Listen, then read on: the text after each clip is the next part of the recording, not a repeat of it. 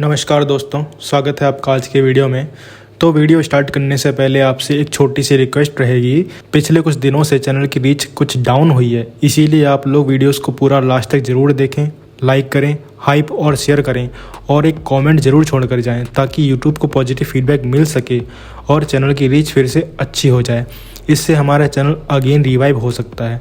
अगर किसी particular topic पर वीडियो देखना चाहते हैं तो उसका सजेशन भी कमेंट में ज़रूर दें। पहली खबर की बात करें तो ये अपडेट राफेल प्रोग्राम से जुड़ा हुआ है। राफेल को इंडिया में जब बेचा गया था तो पॉलिसी मेकर्स को ये बोला गया था कि ये गेम चेंजर फाइटर जेट होगा जिसमें इंडियन वेपन्स और सिस्टम का इजी इंटीग्रेशन होगा। मतलब इंडिया अपनी मिसाइल्स, अपने सेंसर्स, अपनी टेक्नोलॉजी को आसानी से राफेल पर लगा पाएगा। लेकिन ग्राउंड रियलिटी कुछ और ही निकली। असल में इंडिया एक बहुत ही टाइटली कंट्रोल्ड इकोसिस्टम में घुस गया है जहां एयरक्राफ्ट बाहर से एडवांस्ड और प्रीमियम लगता तो है, लेकिन अंदर से पूरा कंट्रोल डैसॉल्ट एविएशन के हाथ में है। राफेल ऐसा फाइटर बन गया है जिसे इंडिया उड़ा तो सकता है लेकिन पूरी तरह अपना बना नहीं सकता। सबसे बड़ी प्रॉब्लम है सोर्स कोड और मिशन कंट्रोल सिस्टम। राफेल का mission computer, flight control law, radar interface और सॉफ्टवेयर आर्किटेक्चर, इन सब पर डसॉल्ट का कंप्लीट कंट्रोल है। इंडिया के पास इनका एक्सेस नहीं है। इसका मतलब ये हुआ कि अगर इंडिया कोई भी नया वेपन, सेंसर या सॉफ्टवेयर चेंज राफेल में डालना चाहे तो बिना डसॉल्ट के कुछ भी पॉसिबल नहीं होगा। थ्योरी में तो राफेल को ओपन आर्किटेक्चर मल्टी-रोल फाइटर बोला जाता है, लेकिन प्रैक्टिकल में हर इंटीग्रेशन डसॉल्ट की सर्टिफिकेशन पाइपलाइन से ही गुजरती है।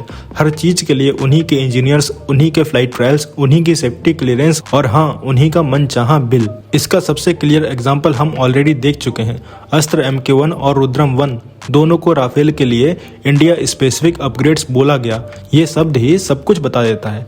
ये राफेल की बेस कैपेबिलिटी नहीं है बल्कि कस्टम मॉडिफिकेशन है। इनके लिए डसॉल्ट को सॉफ्टवेयर रीराइट करना पड़ता है, इंटरफेसेस मॉडिफाई करने पड़ते हैं, फ्लाइट ट्रायल्स करने पड़ते हैं और कॉम्बैट सर्टिफिकेशन देनी पड़ती है। हर स्टेप के साथ कॉस्ट जुड़ती चली जाती है। आज की डेट में भी राफेल पर अस्त्र का ऑपरेशन इंटीग्रेशन पूरी तरह कंप्लीट नहीं हुआ है और रुद्रम 1 अभी तक पेंडिंग है। ये इंडियन मिसाइल्स की फेलियर नहीं है, ये उस प्लेटफॉर्म की रियलिटी है जहां digital control original equipment manufacturer के हाथ में होता है। सबसे बड़ी गलती यहाँ रडार के लेवल पर हुई। राफेल के साथ इंडिया ने एक प्रोपराइटरी फ्रेंच एसा रडार एक्सेप्ट कर लिया जो थेल्स का है। मॉडर्न एयर कॉम्बैट में रडार सिर्फ सेंसर नहीं होता, रडार ही टारगेटिंग डिसाइड करता है, डेटा फ्यूजन संभालता है, इलेक्ट्रॉनिक वॉरफेयर को कंट्रोल करता है और वेपन्स को क्यू करता है। जिसके पास रडार का सॉफ्टवेयर कंट्रोल होता है उसके पास पूरी किल चेन होती है। सोर्स कोड के बिना और इंडियन रडार के बिना इंडिया हर मीनिंगफुल अपग्रेड के लिए डसॉल्ट पर डिपेंड हो गया है। इसलिए राफेल का इकोसिस्टम धीरे धीरे एप्पल के आईफोन के जैसा लगने लगा है, जहां हार्डवेयर प्रीमियम तो है, परफॉर्मेंस टॉप क्लास भी है, लेकिन ऑपरेटिंग सिस्टम क्लोज्ड है। आप सिर्फ वही चीज़ यूज कर सकते हो जो ओरिजिनल इक्विपमेंट मैन्युफैक्चरर अलाउ करे। कुछ नया चाहिए तो OEM के पास जाना पड़ेगा और हर बार पेमेंट करना पड़ेगा। और अब आगे प्रेशर और बढ़ने वाला है क्योंकि जैसे ही मीका NG मार्केट में फुली आएगी उसे अस्त्र MK2 के इजी अल्टरनेटिव के तौर पर पुश किया जाएगा। लॉजिक ये होगा कि अस्त्र MK2 इंटीग्रेट करने में टाइम लगेगा, ट्रायल्स लगेंगे, डसॉल्ट सर्टिफिकेशन चाहिए होगी, जबकि फ्रेंच मिसाइल ऑलरेडी इकोसिस्टम का पार्ट है और इसी तरह डिपेंडेंसी धीरे धीरे इंस्टीट्यूशनलाइज होती चली जाती है। यहीं पर असली प्रॉब्लम है। इंडिया एक परफेक्ट फाइटर इकोसिस्टम बनाना चाहता है जहां तेजस, MK2, AMCA और फ्यूचर के प्लेटफॉर्म्स में इंडियन रडार, इंडियन वेपन और इंडियन मिशन कंप्यूटर एक कॉमन आर्किटेक्चर शेयर करे। लेकिन अपनी सबसे महंगी फाइटर फ्लीट को इंडिया ने एक फॉरेन कंट्रोल्ड हाथों में बंद कर दिया है। कल को अगर राफेल इंडिया में मैन्युफैक्चर भी होने लगे तो भी उसका दिमाग और नर्वस सिस्टम फ्रांस के पास ही रहेगा। आई होप आप समझेंगे जो मैं कहना चाहता हूँ। तो आप क्या कहेंगे, आपकी क्या राय रहेगी इस खबर के बारे में कमेंट सेक्शन में जरूर बताइए। अगली खबर की बात करें तो DRDO को BM-04 मिसाइल के मैन्युफैक्चरिंग और टेस्टिंग के लिए एक्सेप्टेंस ऑफ नेसेसिटी मिल चुकी है। इसका मतलब ये है कि अब ये मिसाइल सिर्फ कॉन्सेप्ट या पेपर पर नहीं रही बल्कि ऑफिशियली आगे बढ़ने के फेज में आ चुकी है। डिफेंस प्लानर्स इस प्रोग्राम को काफ़ी सीरियसली ले रहे हैं क्योंकि BM-04 को स्पेसिफिकली इस तरह डिजाइन किया गया है कि ये मॉडर्न एयर डिफेंस को चक्कर में डाल सके। तो BM-04 एक ऐसी मिसाइल बनने जा रही है जो दुश्मन के स्ट्रॉन्ग एयर डिफेंस के अंदर घुसकर भी अपना काम कर सके। आज के टाइम में ऑलमोस्ट हर कंट्री लेयर्ड एयर डिफेंस लगाती है, यानी रडार, मिसाइल्स, कमांड सेंटर सब एक नेटवर्क में कनेक्टेड होते हैं। BM-04 का आइडिया ये है कि वो इन सबको कंफ्यूज करते हुए टारगेट तक पहुंच जाए और वो भी बिना न्यूक्लियर लेवल तक सिचुएशन को ले जाए। इसमें बूस्ट ग्लाइड टाइप का कॉन्सेप्ट यूज हो रहा है, जिसमें मिसाइल ऊपर जाने के बाद एक हाइपरसोनिक ग्लाइड व्हीकल की तरह बिहेव करती है। मतलब ये मिसाइल अपना रास्ता बीच बीच में बदल सकती है, जिग जैग या अनप्रेडिक्टेबल ट्रैजेक्टरी फॉलो कर सकती है।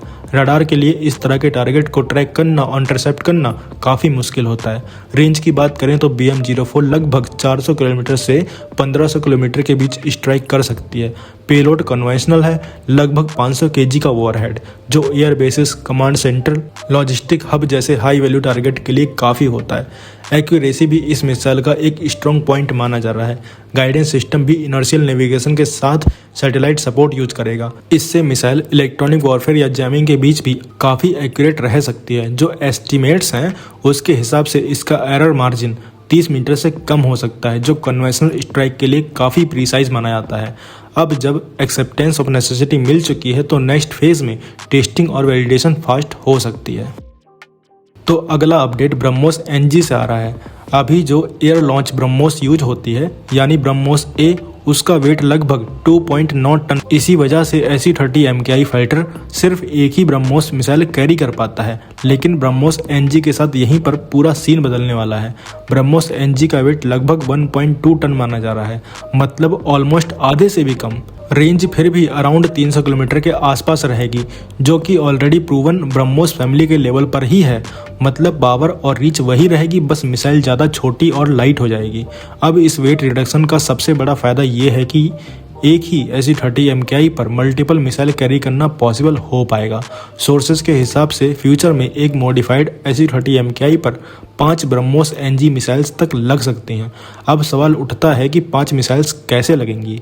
इस पर अभी ऑफिशियल कंफर्मेशन नहीं आई है, लेकिन एक स्ट्रॉन्ग पॉसिबिलिटी ये बताई जा रही है कि इंजन नेकल के पास जो पाइलोन्स होते हैं उनको मॉडिफाई करके यूज किया जा सकता है।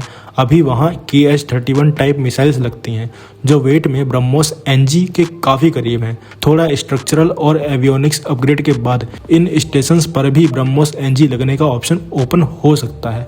फिलहाल ये स्पेकुलेटिव है, लेकिन टेक्निकली इम्पॉसिबल भी नहीं है। अगर ये कॉन्फ़िगरेशन आ जाती है तो एक SU-30 MKI एक ही सॉर्टी में मल्टीपल हाई वैल्यू टारगेट को हिट कर सकता है, चाहे वो लैंड टारगेट हो या मैरीटाइम टारगेट। अगली खबर की बात करें तो अभी रिसेंटली GE एरोस्पेस ने एक बार फिर सिग्नल दिया है कि इंडिया के इंडिजिनस फाइटर प्रोग्राम के साथ उनकी कमिटमेंट बिल्कुल स्ट्रांग है। और ये बात तब सामने आई जब HAL के चेयरमैन डॉक्टर DK सुनील अपनी सीनियर टीम के साथ अमेरिका के मैसाचुसेट्स वाले GE प्लांट विजिट करने गए। ये वही फैसिलिटी है जहां तेजस फाइटर के लिए F404 इंजन्स बनते हैं। GE एरोस्पेस के defence engine head Paul Ferraro ने खुद लिंक्डइन पर पोस्ट करके बताया कि उनके लिए ये विजिट काफ़ी इंपॉर्टेंट थी। इस मीटिंग का मेन फोकस था एक ही चीज़, तेजस MK-1A के इंजन्स फास्ट डिलीवर कैसे किए जाएं। अब यहाँ थोड़ा कॉन्टेक्स्ट समझना जरूरी है। तेजस MK-1A के लिए पहले ही 83 एयरक्राफ्ट का ऑर्डर है और रिसेंटली और F404 IN-20 इंजन्स का ऑर्डर दिया गया है। मतलब टोटल इंजन रिक्वायरमेंट 180 से भी ऊपर चली गई हैं। इसीलिए इंजन सप्लाई अगर स्लो होती है तो पूरा एयरक्राफ्ट इंडक्शन लेट हो सकता है। इसी वजह से HAL और GE ने बैठकर डिलीवरी टाइमलाइंस को और टाइट करने पर बात की। अब देखते हैं कि इस बातचीत से इंजन डिलीवरी फास्ट होती है या नहीं। तो आप क्या कहेंगे इस खबर के बारे में कमेंट सेक्शन में जरूर बताइए। मिलते हैं नेक्स्ट वीडियो में। Thanks for watching. जय हिंद, जय भारत।